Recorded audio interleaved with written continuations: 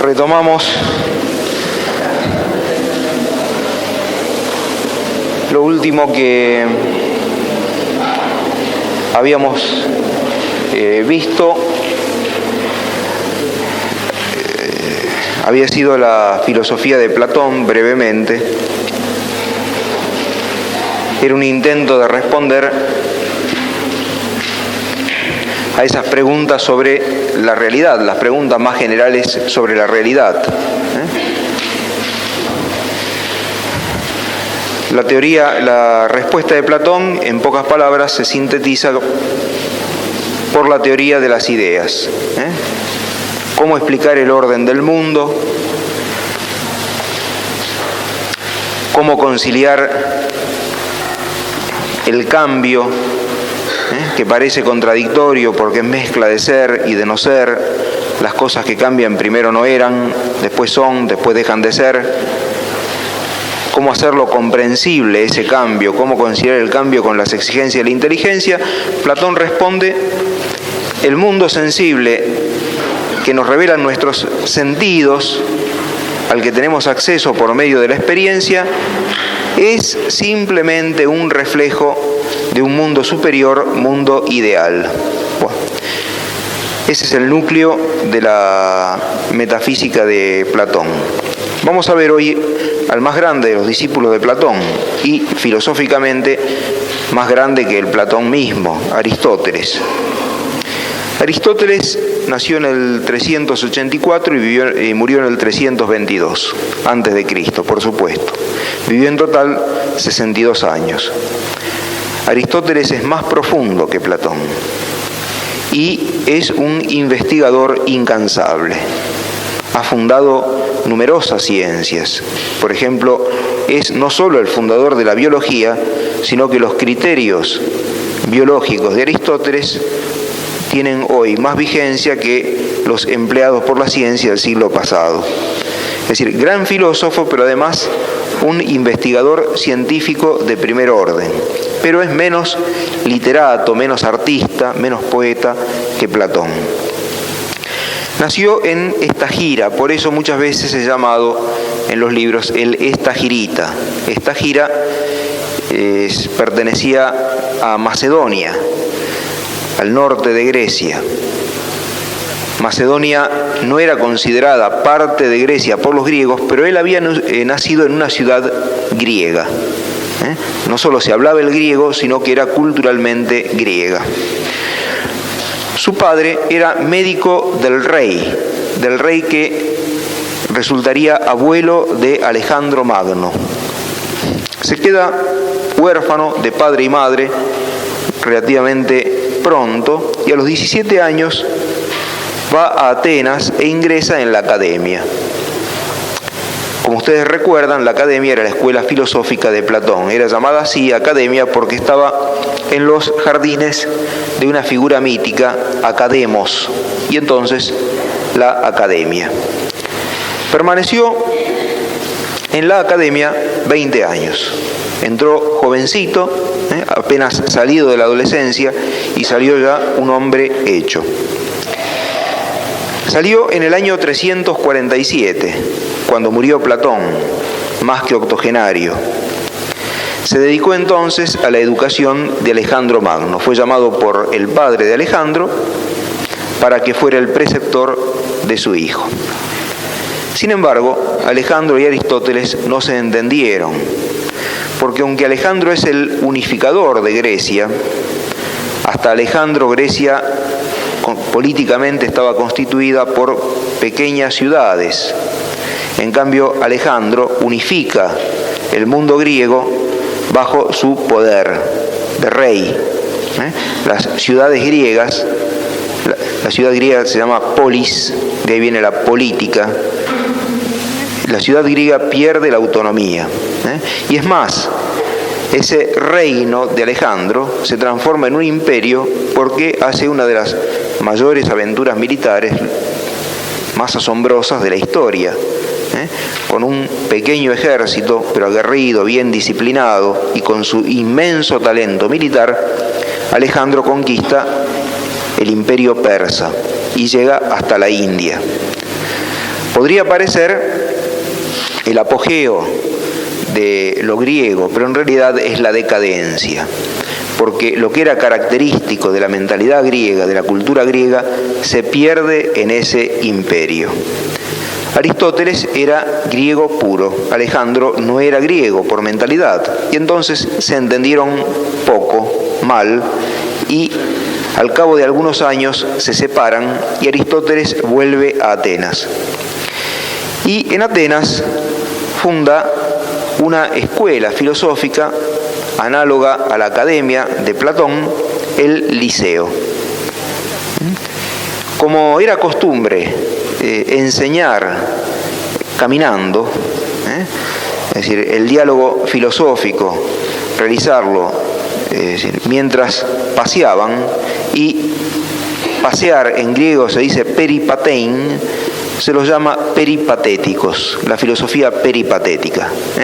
Así que Aristóteles es también llamado el estagirita por haber nacido en Estagira, Macedonia, y su filosofía peripatética por esa modalidad que era de él, que impuso a su escuela, es decir, el diálogo filosófico entre maestro y alumno, es decir, realizarlo mientras caminaban por los jardines del liceo. Peripatein es pasear, la filosofía peripatética, los peripatéticos, esto es, los que tienen la filosofía de Aristóteles. La primera obra de Aristóteles, la primera división en las obras de Aristóteles corresponde a la lógica. En esto es notabilísimo Aristóteles, es decir, con él nace la lógica, como ciencia, por supuesto, es decir, había habido muchos intentos anteriores, pero el que elabora es él. Y la elabora de tal manera que los 23 o 24 siglos posteriores no le han podido agregar prácticamente nada. La lógica es llamada por Aristóteles el órganon. Órganon significa instrumento. ¿Instrumento de qué? Es el instrumento de la ciencia. El que quiera cultivar una ciencia, lo primero que tendrá que conocer es cómo proceder con su pensamiento para que llegue a un conocimiento verdadero. El estudio de las reglas de este proceso riguroso para llegar a un conocimiento verdadero es justamente obra de la lógica. La lógica la compone Aristóteles, da las teorías sobre la doctrina sobre las tres operaciones de la mente, que son, en primer lugar, concebir los conceptos, en segundo lugar, el juicio, que compone conceptos, afirmar o negar, y en tercer lugar, el razonamiento, que combina los juicios. Por ejemplo, alguien ve un animal, un caballo, y concibe, es un caballo. Caballo es decir, un concepto, es la primera operación que realiza la mente. El concepto caballo, el concepto hombre, el concepto casa, el concepto hueso, corazón, riñón, lo que sea. Lo primero es concebir algo, algo que nos es dado por la experiencia, formularlo intelectualmente. La segunda operación de la inteligencia es afirmar o negar algo sobre eso que se ha concebido. Por ejemplo, el caballo es un animal, el caballo no es una planta, el corazón es un órgano, el hueso no es un órgano. Es decir, ese es el juicio. Y la tercera operación de la mente es combinar juicios de tal manera que de las premisas obtengamos conclusiones. El conocidísimo silogismo, todo hombre es mortal, Sócrates es hombre, por tanto Sócrates es mortal. Las tres operaciones de la mente son, en primer lugar, concebir, en segundo lugar, afirmar o negar, y en tercer lugar, concluir combinando juicios. El estudio de estas tres operaciones, de tal manera que nos lleven al conocimiento científico, al conocimiento riguroso, es obra de la lógica. Y la lógica fue codificada por Aristóteles de tal manera que, aunque vivimos 2300 años después de él, sin embargo no le hemos podido agregar gran cosa. Una prueba más del genio extraordinario de Aristóteles en filosofía. Lo llama órganon porque esto es prolegómeno para la ciencia. El que estudia lógica todavía no cultiva ninguna rama especial de la ciencia, pero debe poseerla para no equivocarse en el proceso de la razón. Lo más importante de la filosofía de Aristóteles no es la lógica, que se refiere a la actividad del pensamiento, sino la metafísica. ¿Qué es la metafísica? La metafísica es, digamos, como el carozo, el corazón de la filosofía. Porque es la doctrina de la filosofía acerca del ser. Ustedes recuerdan las clases introductorias. ¿En qué se distinguía la filosofía de las demás ciencias? La filosofía no es la suma de las demás ciencias. Decimos, la filosofía es el conocimiento de la realidad, de toda la realidad. Entonces, uno podría pensar, bueno, sumamos la medicina, más la biología, más la botánica, más la astronomía, más la economía, la psicología, la política y cuantas otras ciencias se nos ocurre agregar, y la suma de todo eso es la filosofía. No, no es así. Porque la filosofía estudia un aspecto de la realidad del que se desinteresan las demás ciencias. Las demás ciencias toman un sector de la realidad y estudian más o menos el funcionamiento, el comportamiento de ese sector. Por ejemplo, la biología, cuáles son las condiciones indispensables para que un cuerpo viviente se mantenga vivo. Es decir, pero la filosofía enfoca algo que las demás ciencias no toman en cuenta, la cuestión de la existencia, del ser. Y la metafísica es el centro, el carozo de la filosofía, porque es la doctrina filosófica acerca del ser, de lo existente. ¿A qué llamamos existente? ¿Cuál es la estructura fundamental de lo existente? ¿Cuáles son las causas de lo existente? Todas estas cuestiones las trata la metafísica. Y aquí es donde Aristóteles se separa de Platón. Platón preguntaba, ¿cómo entender el mundo cuando el cambio lo presenta como si fuera contradictorio? Y la respuesta era, este mundo en realidad es como una sombra o un reflejo de un mundo superior. ¿Qué mundo es? Es el mundo de las ideas, es el mundo ideal. Ustedes recuerdan, fue dicho, idea no es para Platón lo que es para nosotros, lo que nosotros pensamos, sino que idea es una realidad superior e inmutable, no cambia. ¿Por qué todos los caballos son parecidos? Porque todos participan de la idea del caballo. La idea del caballo no es lo que nosotros pensamos del caballo, sino como un prototipo, un modelo que no es de este mundo, pero que rige la constitución de todos los caballos de este mundo. Algo de razón tenía, porque evidentemente hay ciertos tipos o ciertos modelos que se repiten constantemente en la realidad. Un hombre engendra otro hombre, un caballo engendra otro caballo, una planta de tomate engendra otra planta de tomate. ¿A qué se debe que se mantengan esos tipos? Es decir, hay que explicar esto. Platón lo explicaba y esto se debe a que todos esos individuos participan de los modelos ideales. Pero entonces, el ser verdadero, la realidad verdadera, lo que verdaderamente existía era el mundo ideal, y el hombre tiene acá delante una especie de sombra, un mundo umbrátil, y la gran tarea de la filosofía es enseñar la vida que permite al hombre separar su alma de su cuerpo para salir de este mundo de apariencias y llegar a la realidad verdadera. La filosofía en Platón es concebida como una técnica de purificación del alma para que el alma pueda volver a su lugar de origen, el mundo ideal, el mundo celeste. Bueno, Aristóteles aquí se separa absolutamente de Platón. Hay un pasaje célebre de una obra de él, La Ética, la Gran Ética, donde rechaza la teoría platónica y dice las siguientes palabras.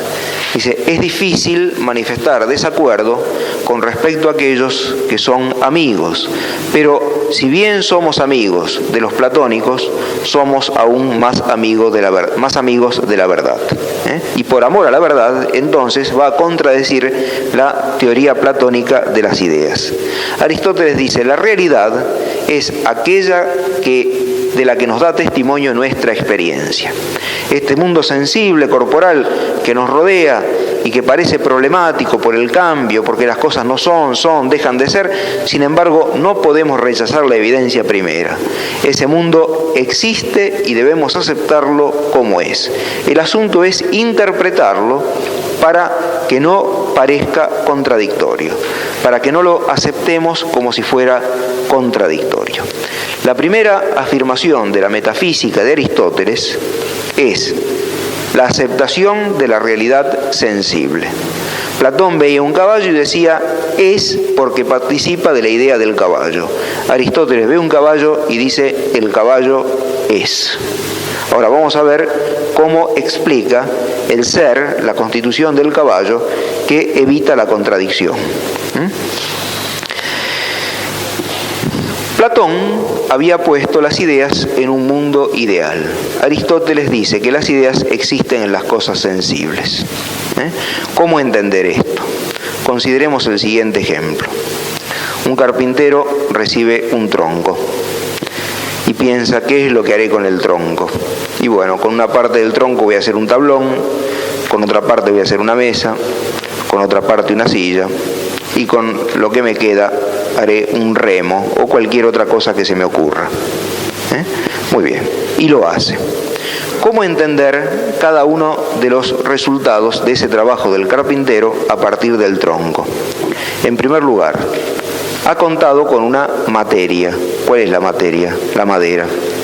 Pero las cosas que ha realizado no son simplemente materia, no son simplemente madera, porque no son ya el tronco, son el tronco transformado. ¿Y por qué ha sido transformado el tronco? Porque la materia ha recibido una forma.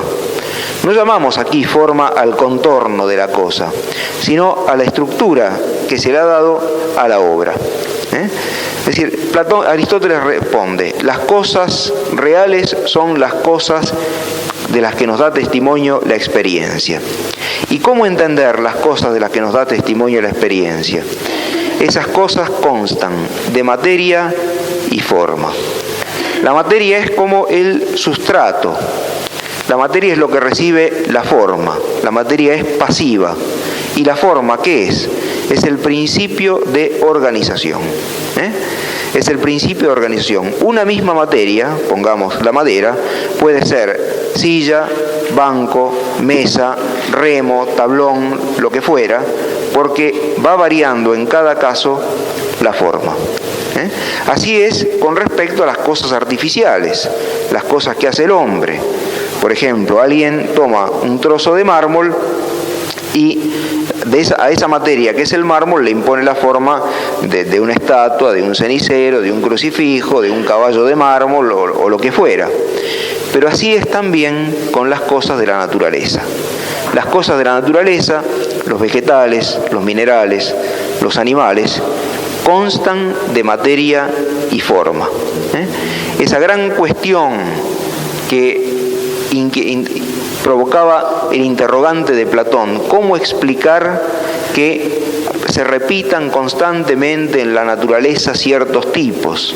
¿Cómo explicar que, aunque cada perro es distinto de otro perro, sin embargo todos tengan características comunes? Aristóteles responde, no es necesario decir que todos los perros participan de la idea del perro que está en el mundo ideal.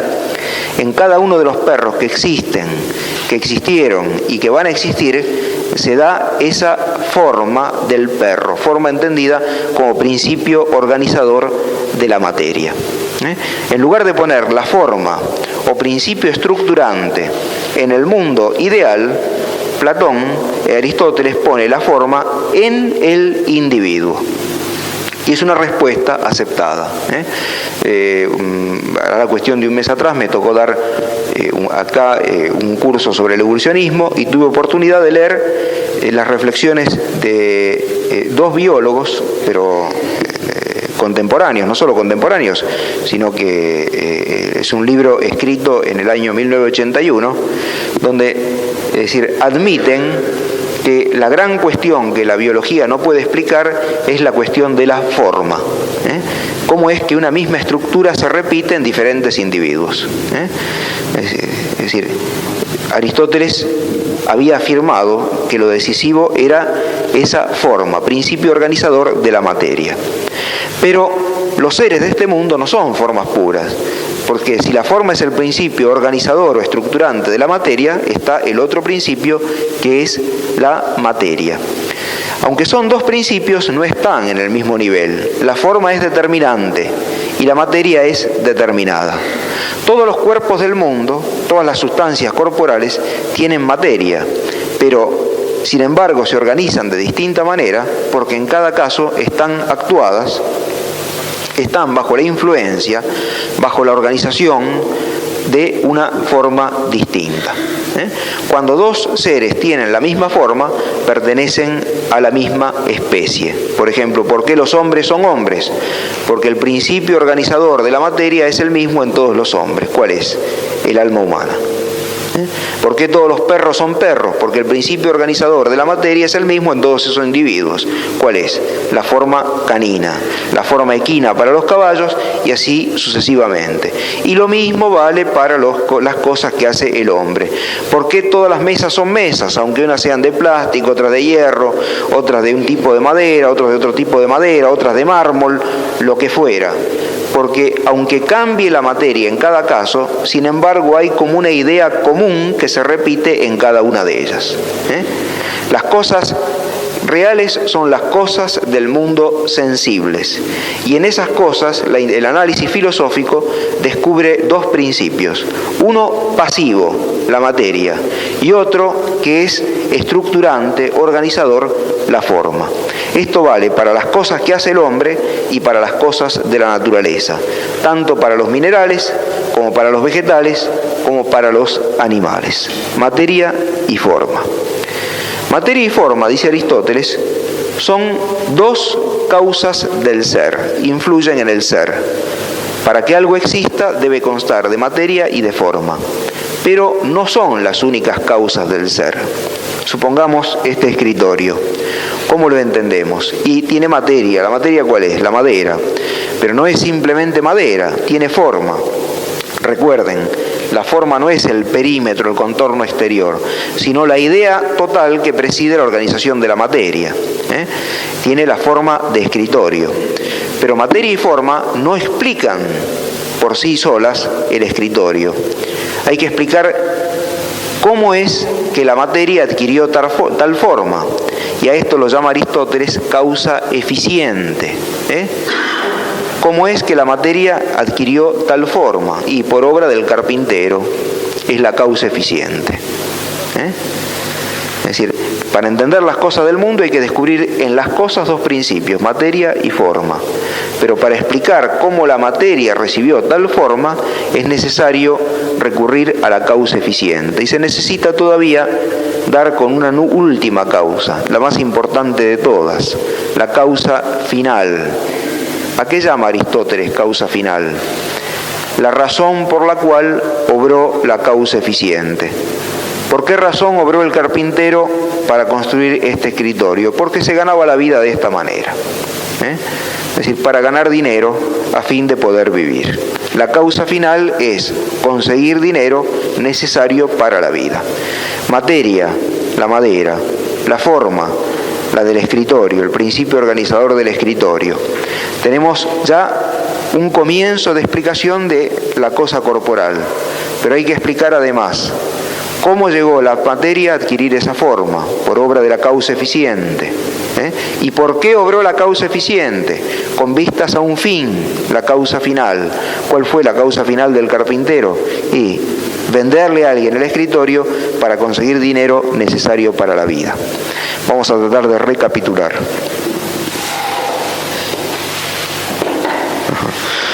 Muy bien.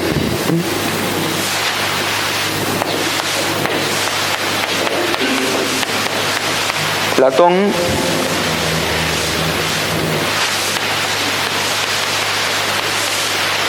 la afirmación central de Platón es: el ser real es el de las ideas.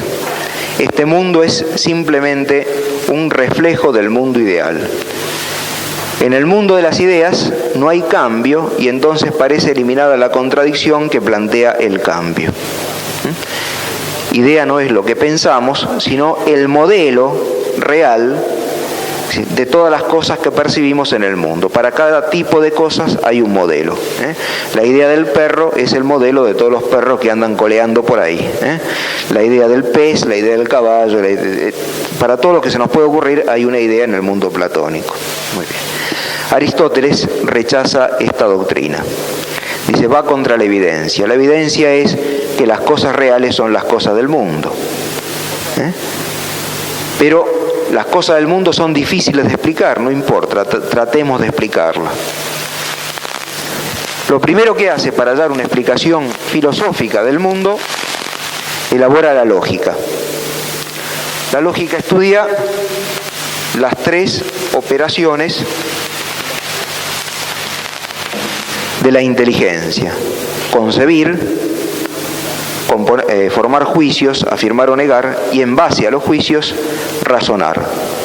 Unir dos juicios para sacar una conclusión. Sin embargo, la lógica todavía no es ciencia, sino que es un órgano, un instrumento de la ciencia. El núcleo de la filosofía de Aristóteles es la metafísica. Y la metafísica de Aristóteles comienza con esta afirmación: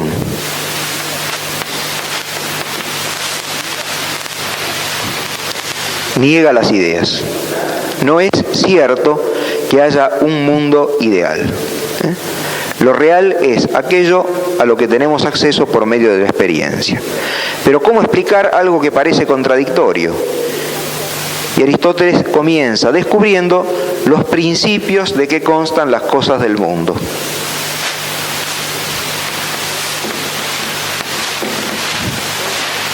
Materia. Todo lo corporal, absolutamente todo lo corporal, tiene materia. Pero lo corporal nunca es solamente materia. La materia aparece organizada, estructurada. Por eso podemos clasificar a los seres en diferentes categorías.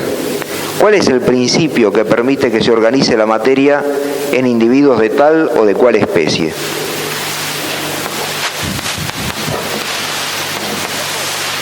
La forma. La forma no es el contorno. La forma del pizarrón no es el rectángulo. Este pizarrón es rectangular. Sino que la forma sería la idea que preside la organización de la materia. ¿Qué es un pizarrón? Y es un plano sobre el cual se puede escribir. Es una superficie plana sobre la cual se puede escribir y, en lo posible, que el fondo contraste con el color blanco de la tiza para que lo que se escribe sea fácilmente legible. Para que se pueda escribir debe tener una cierta tersura, una cierta dureza, etc. Esta es la forma del pizarrón. La estructura, la idea que preside algo. Materia y forma son causas. ¿A qué llama causa? A todo lo que explica o influye en el ser de una cosa. Pero materia y forma no son las únicas causas. ¿Cómo es que la materia del pizarrón llegó a adquirir tal forma?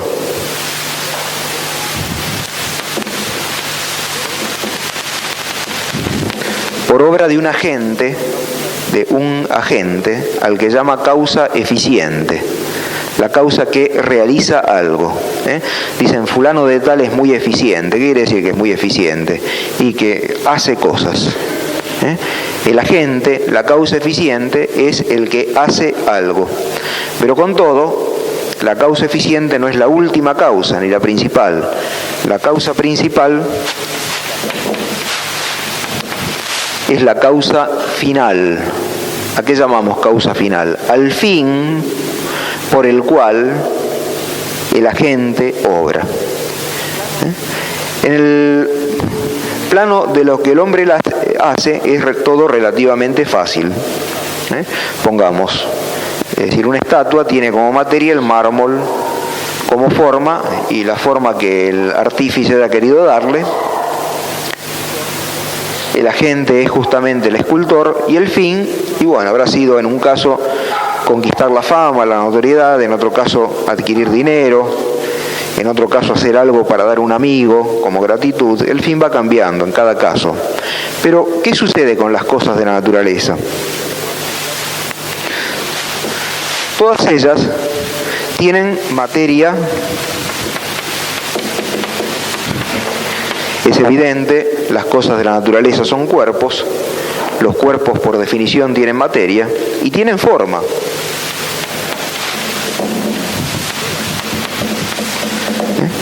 Todo en la naturaleza consta de materia y forma. ¿Por qué cada vez que se acerca hidrógeno y oxígeno se combinan en proporciones iguales? ¿Por qué es una constante? ¿Por qué el pan siempre tiene las mismas propiedades? Las cosas de la naturaleza tienen una forma. La raíz de ese comportamiento constante de las cosas de la naturaleza, la raíz de la regularidad que observamos en las cosas de la naturaleza, es la forma, la estructura, el principio organizador que se mantiene en los diferentes individuos de una misma especie. Tanto 5.000 años atrás, como 5 millones de años atrás, como de aquí a 5 millones de años, si es que el mundo sigue existiendo, el hidrógeno y el oxígeno, cuando se encuentren, se combinarán en proporciones semejantes, no cambiará. En igualdad de condiciones, la proporción será siempre la misma, sin cambiar absolutamente nada. Por supuesto que la molécula de oxígeno y hidrógeno de 5 millones de años atrás no es la que tenemos hoy, ni la que tendremos de aquí a 5 millones de años. Pero aunque ha cambiado el individuo, esta o aquella molécula de hidrógeno, se mantiene la forma, la estructura, el principio estructurante. A esto llamamos forma. Muy bien. Pero ¿cómo explicar que la materia adquiera tal forma? Así como explicamos que la materia, que es la madera, haya adquirido la forma del escritorio. Si las cosas de la naturaleza son ciegas. En el caso del hombre que obra, el hombre puede decir: voy a hacer un escritorio para ganar dinero. El escultor puede decir: voy a tratar de esculpir la imagen de un santo o de lo que sea para presentarla en un concurso y a lo mejor obtengo la notoriedad. Pero en las cosas de la naturaleza, ¿cómo explicar la causa agente y la causa final cuando las cosas de la naturaleza que están por debajo del hombre no razonan, no se pueden proponer nada? Aquí es donde Aristóteles ve la prueba de Dios. La prueba de Dios. Las cosas de la naturaleza obran según un orden fijo porque hay una inteligencia que las dirige, y esa inteligencia es Dios. El orden y la regularidad del mundo prueban que Dios existe. La palabra griega para designar al mundo es cosmos. Cosmos significa orden. El mundo es un orden porque por encima del mundo hay una inteligencia que rige la actividad de todos los seres, y esa inteligencia es Dios. Aristóteles llegó al monoteísmo. ¿Qué es el monoteísmo? La afirmación de la existencia de un solo Dios.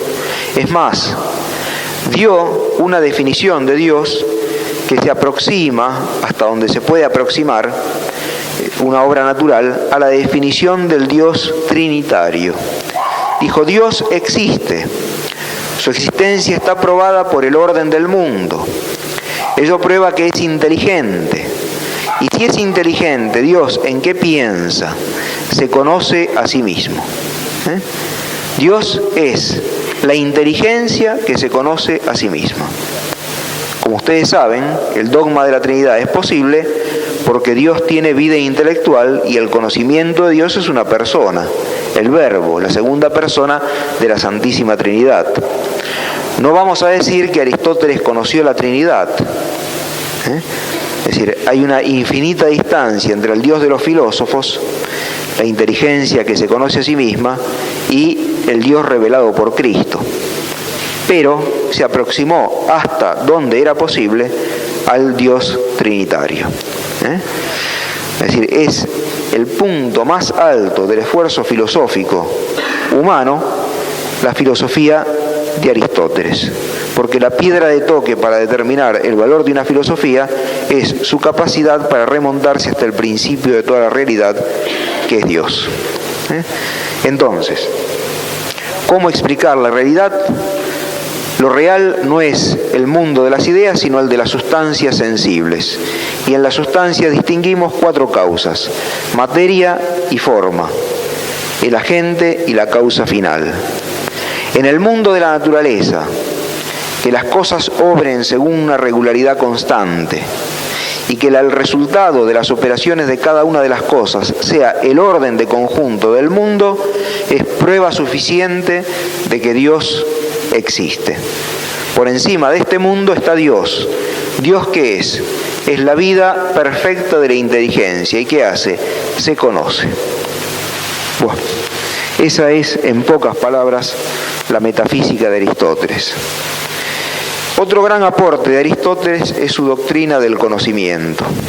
¿Recuerdan lo dicho con respecto a Platón? Platón, ¿cómo explicaba el conocimiento? Decía, el alma, antes de unirse al cuerpo, vivía en el mundo de las ideas, y allí conocía directamente a las ideas. Cuando se une al cuerpo, se olvida de aquel conocimiento que tuvo, pero en contacto con la experiencia sensible comienza a recordar lo que entonces conoció. Por eso el conocimiento es recuerdo. Aristóteles dice, esta explicación no me satisface, y trata de explicar el conocimiento a partir del contacto que tenemos con el mundo sensible por los sentidos. Aristóteles es realista. ¿Cómo conocemos? Nuestros sentidos están capacitados para percibir la realidad.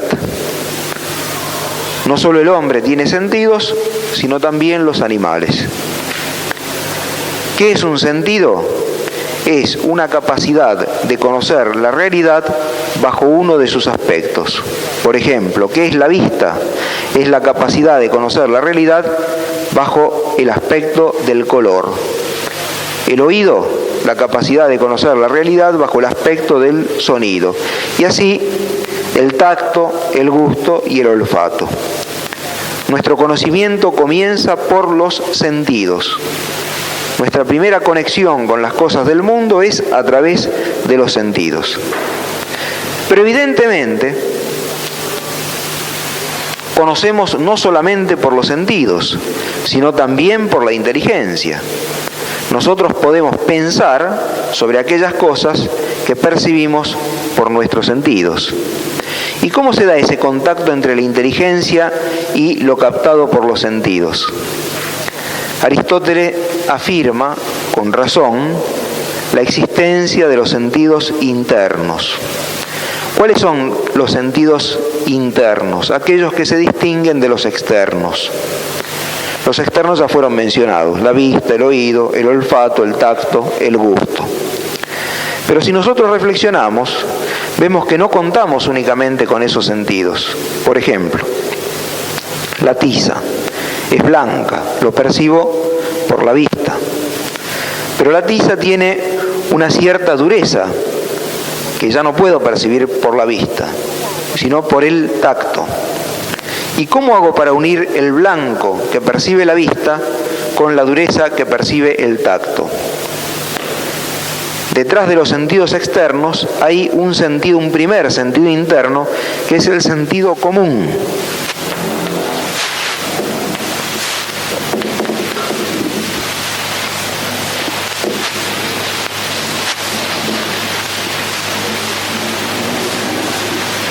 El sentido común. ¿Qué hace el sentido común? Unifica los datos de los sentidos externos. Unifica los datos de los sentidos externos.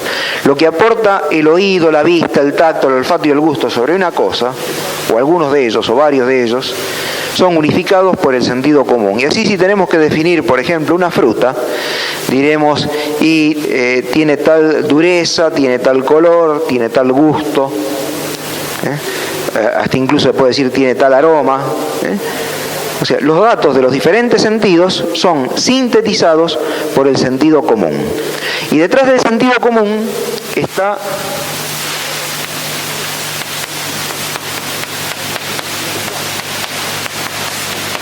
la imaginación. ¿Qué hace la imaginación? Conserva las imágenes que han sido percibidas por los sentidos externos y las combina, es capaz de combinarlas. Por ejemplo, podemos haber visto alguna vez una montaña y alguna vez habremos visto algo de oro, un anillo de oro, una cadena de oro, lo que sea. La imaginación es capaz no solo de conservar la imagen de la montaña y la imagen del oro, sino combinarlas ambas en la imagen de una montaña de oro. Es un nuevo sentido interno. Y hay todavía, detrás de la imaginación, otro sentido externo.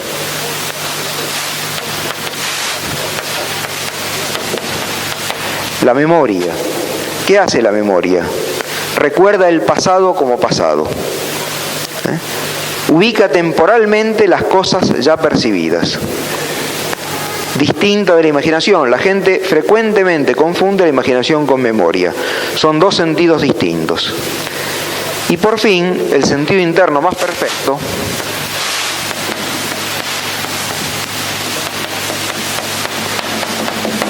la estimativa. La estimativa es lo que llamamos la inteligencia animal. ¿Cómo hace un animal para construir un nido? ¿Cómo sabe que tiene que buscar barro, paja? ¿Cómo saben algunos caballos, algunos pájaros que tienen que arrancarle pelos de la cola del caballo y lo utilizan en la fabricación de sus nidos? Ese elemento de sabiduría que está implícito en el instinto, en la conducta instintiva, que es evidente en el animal, en el comportamiento animal, arranca de este sentido interno, la estimativa. ¿Cómo sabe la oveja cuando ve al lobo que tiene que salir disparando? ¿Cómo adivina que es peligroso para él? Es una conducta instintiva. Es decir, esta sabiduría instintiva arranca de este sentido, la estimativa. Está en los animales y está en el hombre. Así que nuestro primer contacto con el mundo, con la realidad, es por los sentidos externos, los 5 que todos conocemos. Pero no son los únicos sentidos. Además tenemos los sentidos internos. El sentido común, que sintetiza los datos de los sentidos externos. La imaginación, que conserva las imágenes sensadas por los sentidos externos y las combina. La memoria, que reconoce el pasado. Y la estimativa, que es la que origina nuestro saber instintivo. Pues bien, todo ese conocimiento de la realidad, elaborado por los sentidos internos, es ofrecido a la inteligencia.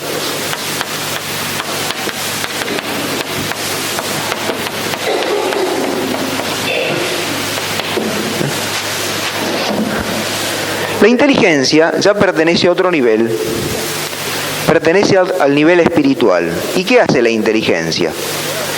Todo el material que ha sido elaborado por los sentidos internos, la inteligencia lo ilumina y descubre valores inteligibles. Para tomar una mala comparación, ¿qué hacen los rayos X? Aparentemente leen dentro de un cuerpo sólido. Quieren saber si una persona, qué sé yo, se tragó un clavo, un chico jugando, es decir, se tragó un clavo. ¿Dónde está el clavo? Le sacan radiografía y lo detectan. ¿Cómo es que pueden ver dentro del cuerpo del chico? Y por los rayos X. Tiene el poder de penetrar dentro y revelar el perfil de un objeto. Bueno, la inteligencia es una comparación simplemente. Pero todo ese material sensible, que fue en primer lugar captado por los sentidos externos y elaborado por los sentidos internos, es iluminado por la inteligencia, y la inteligencia descubre valores inteligibles en esto. ¿Y qué valores inteligibles descubre? Los que ya mencionamos, los que se expresan en los conceptos. Esto es un perro, esto es un caballo. Esto es un árbol, esto es una casa, esto es un hombre, esto es una mujer, esto es un niño. Un animal no puede decir, esto es un pedazo de carne. El animal reacciona instintivamente hacia la carne, ante la carne, pero no puede decir, esto es carne, esto es hueso, y esto es plástico, esto lo como y esto no lo como. El animal es absolutamente incapaz de formular esa enunciación. El hombre sí. ¿Por qué? Porque la inteligencia ha iluminado, es decir, lo que de la realidad fue elaborado por los sentidos internos, y entonces podemos llegar al mundo de los conceptos. La primera operación del espíritu consiste en formar conceptos. La segunda, combinarlos en juicios. Y la tercera, combinar los juicios de tal manera que podamos razonar. Bueno, esto es lo fundamental de la filosofía de Aristóteles. Con la ayuda de Dios veremos a sus continuadores el sábado que viene.